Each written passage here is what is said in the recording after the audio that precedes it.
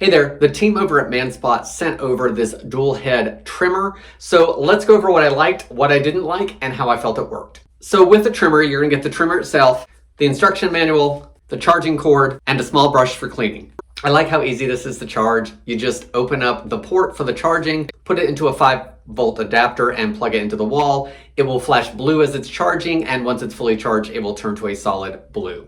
So this is IPX7 Waterproof, and on the back of it is the port that has a silicone plug on it for when charging to keep that covered so there's no water getting into it. For this dual blade trimmer, you're gonna get this side here, which has aerospace technology ceramic. It is for shaving up close for things like your face.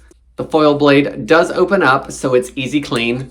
So that just comes off and can be rinsed under running water. And then in here, you can just use the brush. I also ran mine under water just to get anything out of there. Once everything's dry, it just snaps right back in.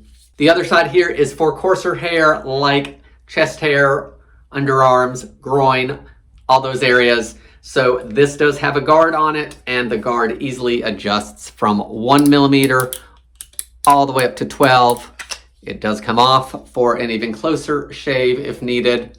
To turn it on, the button gets held down for 3 seconds. It will then turn on, and if you hit the button again, it will change from the bottom blade here to the top blade up here.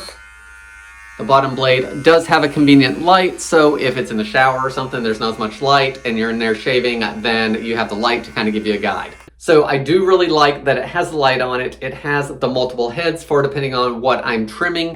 I like the guard to make sure I'm not cutting anything too short. Easy charge, and it's easy clean. I just rinsed everything under running water and I was good to go after it dried. There were a couple things on here that are not my favorite with this trimmer. First of all, the button in the middle.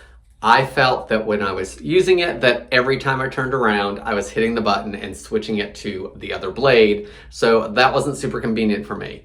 That may be something that I get better with as I use it and I don't do it as much, but for now, I felt that every so many seconds or so, I would move my hand and it would bump it to the top. In trimming my hair, I did have to start on a higher millimeter and work my way down a little bit at a time. That's something that's not ideal, but it makes sense because of the way the guard is made that I had to get through some of that coarse hair.